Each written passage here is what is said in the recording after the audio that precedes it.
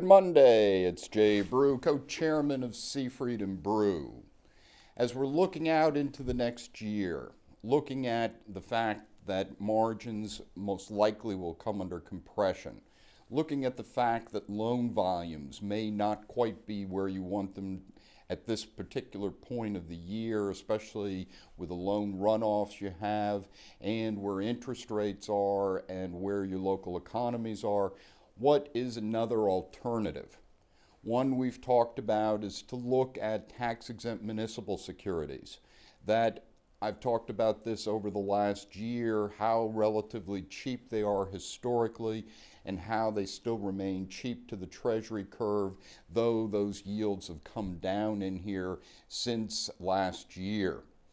But another alternative to look at is the whole aspect of bank-owned life insurance, BOLI. Doesn't matter whether you have it right now or not have it, but you want to reevaluate the BOLI situation. You want to look at it from the standpoint that if you do have it, should you try to bring yourself up to that 25% of capital maximum allowed by the regulators? Or if you haven't gone into BOLI, is that listen to some of the strategies that I'm going to talk about. For instance, when I say strategies, is that I do believe that BOLI is strategic. And you want to think about it in terms of the overall bank strategy.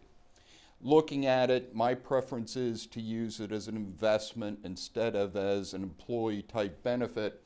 But when you look at it strategically as an investment, that you not only get a yield, which is a tax-exempt yield, but it also goes into non-interest income. And especially if you have a situation where, say, your non-interest income is dropping in here, that adding to your BOLI or going into BOLI will increase that non-interest income, as well as give you a tax-exempt situation which will reduce your taxes and give still relatively very attractive yields right now.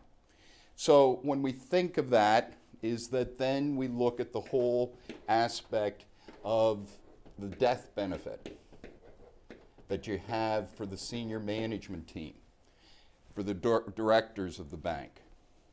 And as you look at that, is that a lot of people don't like to talk about that death benefit that often, yet I like to talk to boards strategically, that you want to be able to have a death benefit on key employees, so that if somebody does pass unexpectedly, is that essentially then you have the ability to have money to go out and essentially hire a new person, go through all those costs involved with hiring a new person.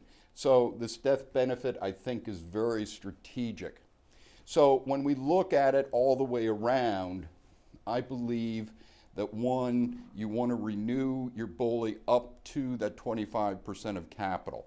You also want to go through those you have insured. Are they still at the bank? Are there new people that you want to add into your group? And when we look at it from the standpoint of going into BOLI, is that what is the risk of BOLI? And it comes down to really the main risk in here is credit risk. It's the credit risk of the insurers. So you want to have a very vibrant way of looking at this risk, not based upon the major insurance raters, say like your S&P, Moody's.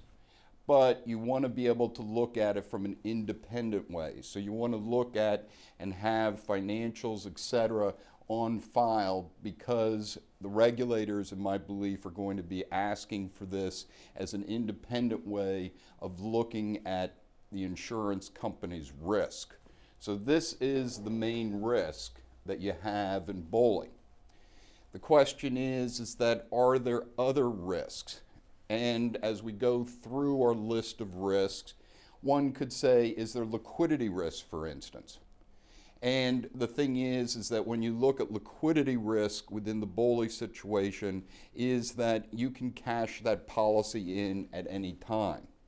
There may be penalties, but still you're going to get the majority of your money back, and so that can be considered as liquidity. So we would really look at liquidity risk as being low risk.